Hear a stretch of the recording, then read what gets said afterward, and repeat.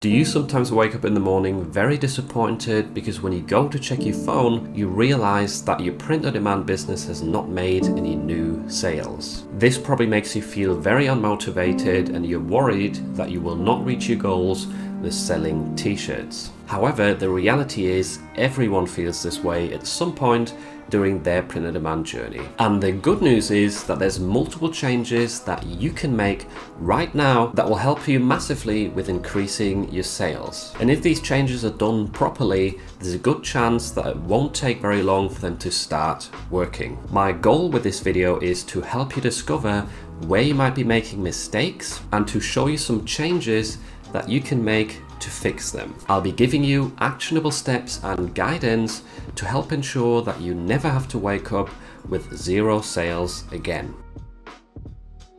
So the first and probably most common reason why people are not getting many sales, especially among beginners, is not doing proper research or just not doing any research whatsoever. I know this myself because when I started out I made the same mistake. Oftentimes what we want to design for is actually our own hobbies and interests that we feel passionate about. For example, if you've got a dog and you really like dogs, then your first intention might be, or your first instinct might be, to create a nice design or illustration of a dog. Once you've finished it, you think, this looks really nice, I would get this myself, and you upload it and you're very disappointed that after all that work and time and effort, you're not getting any sales. The problem with this method is that you're often entering niches with very high competition, or you're just creating designs that have been done a million times before. Now, it's totally natural to want to create designs for things that you feel passionate about. However, if you want to make this a successful business, you unfortunately have to also cater to people who have different beliefs, different hobbies and interests than you. So to solve this problem for you, you're going to have to start doing proper niche research. And there's many ways of how to do this. There's multiple paid for tools out there that can help you massively. And there's also free options of how to find evergreen niches and trends. I personally have made many videos on this channel discussing how to find evergreen niches or how to find trends, and I even have a video going over 101 profitable evergreen niches along with tips of how to enter them successfully.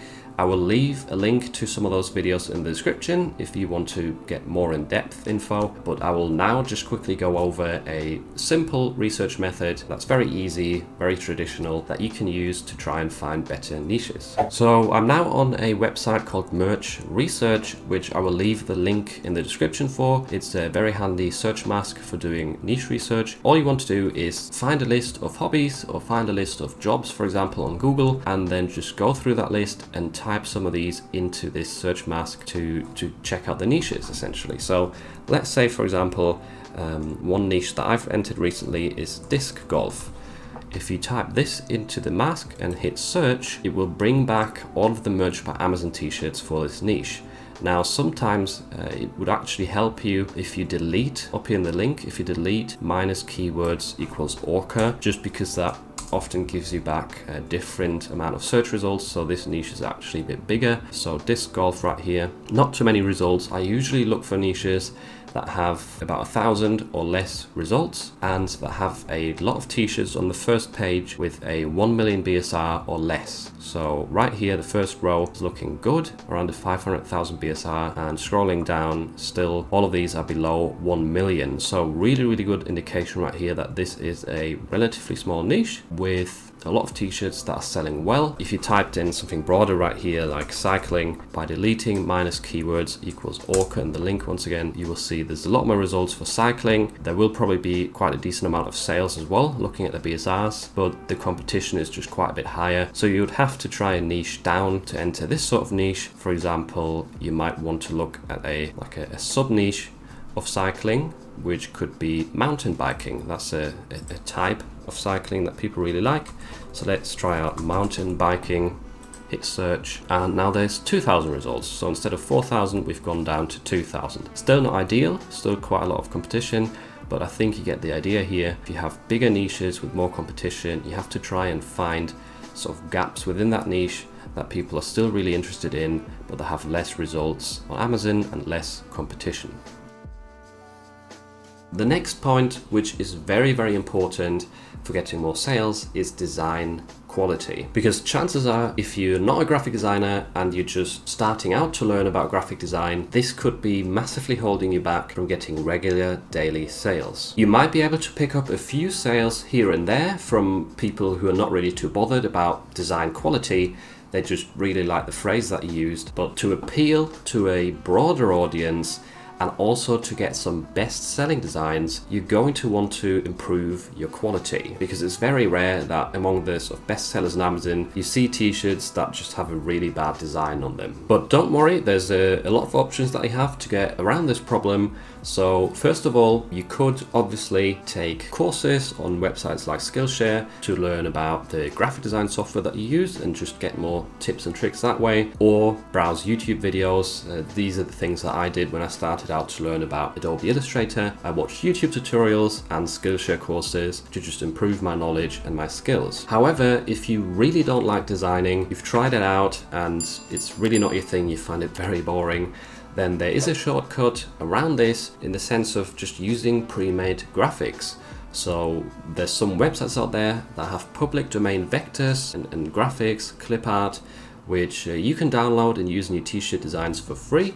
I've made a video about one of these websites just showing you how to find these files and how to download them. The other option would be to use a paid for service. That way you get the guarantee to have lots and lots of high quality illustrations and graphics. I, for example, really like Bexels. I recently just made a video about their website. It's a tutorial that walks you through how I use them to find graphics for different niches, how to get them, to download them, and to use them in your designs. I'll once again leave these two videos in the description so that if you're interested in the free graphics website or in Bexels, you can check them out further. Another thing that's very important for the quality of your designs is fonts. You shouldn't overlook font selection. It's definitely something that can massively impact your sales. There's plenty of options out there, once again, in terms of free fonts or paid for ones.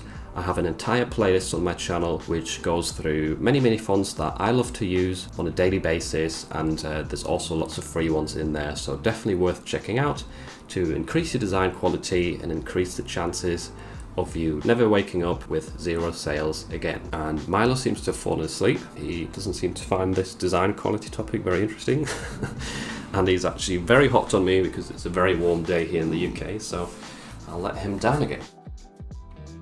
Moving on from that, we've got arguably one of the easiest ways to start increasing your daily sales, and it's also my personal favorite one that I like to talk about a lot. It is the quantity of designs that you're selling, or the amount of marketplaces that you're selling on. Now, a quick example for this would be, say you're selling 50 designs at the moment and you're making about 5 sales per month. If you were selling 500 designs of the same quality and just as targeted as your 50 ones before, then you could be making 50 sales per month. And the good thing about this method is the more designs you upload, the more likely it also becomes that you're going to eventually design a best seller, and this could obviously rapidly increase your monthly income. And on top of that, the more you design, the more you upload, the better your skills will get over time. With all the repetition, you will just improve naturally. You will also discover which niches sell and which niches don't, and you will just generally increase the likelihood of getting sales with the new stuff that you're uploading. Because as we know, everything gets easier with practice. Scalable designs are ideal here because they're an easy way to create lots and lots of designs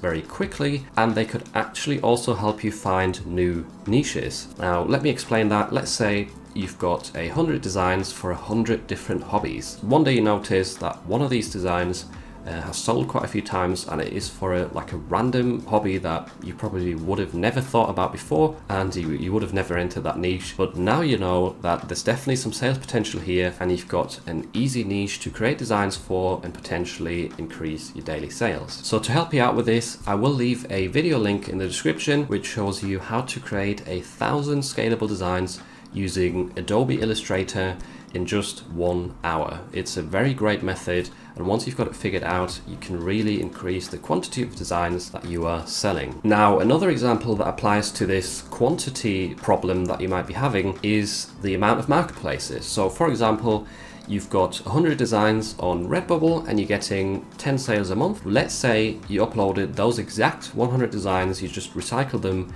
and uploaded them to TeePublic as well, and to Spreadshirt, and maybe to Zazzle. Then you could easily, instead of sitting there with 10 sales a month, increase it to 30 or 40 sales a month, just by using the same designs and publishing them on more marketplaces. And don't get me wrong, I totally understand it's very tedious and boring to upload designs to so many different marketplaces, and that's why I would highly recommend that you have a look at upload automation.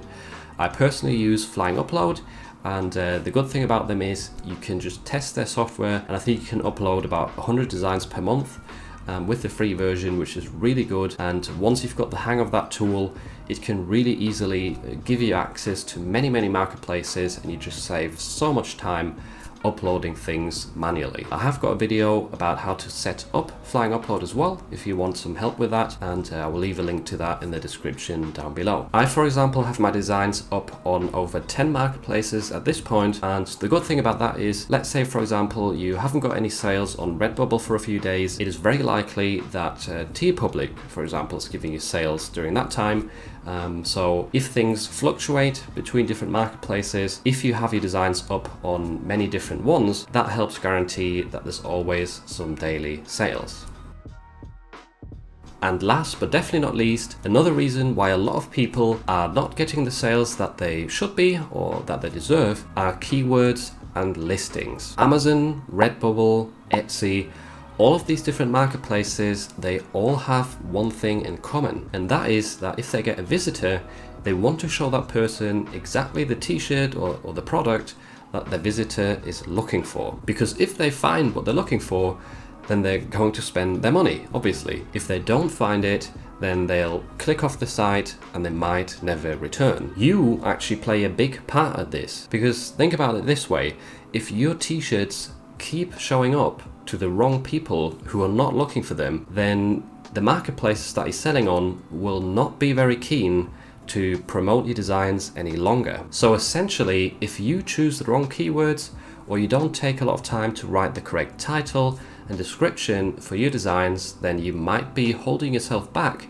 from getting more sales. For example, let's say you've created a boating design for Father's Day, and you've just gone ahead and copied an old description from an old design of yours to save time, and there's still some keywords in there, for example mum and beach, which you've just left in there, and this means that Amazon might try and show your t-shirt to women who like going to the beach. And obviously a woman who likes to go to the beach is not going to buy your boating Father's Day shirt. This feeds back to Amazon. Your design is not very well targeted, and they might stop promoting it altogether. So take your time while you write your listings, your titles, your descriptions, and think about who your real target audience is, who would want to wear your t-shirt, and what might they type in to try and find it. Don't spam your listings with irrelevant keywords that are not going to help you, because they don't have much to do with the actual design. The word beach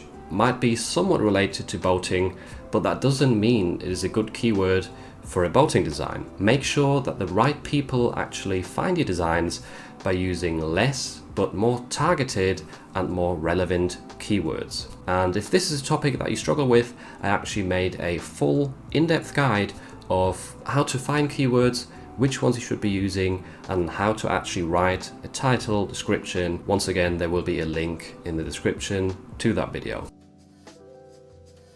So I hope this video helped you out and will help you increase your sales as well. Feel free to let me know in the comments which one of these changes you're going to make first. And if you're still looking for some more tips of how to increase your sales, then I'd highly recommend you check out this video next, where I share 8 tips with you that helped me get to $100 per day.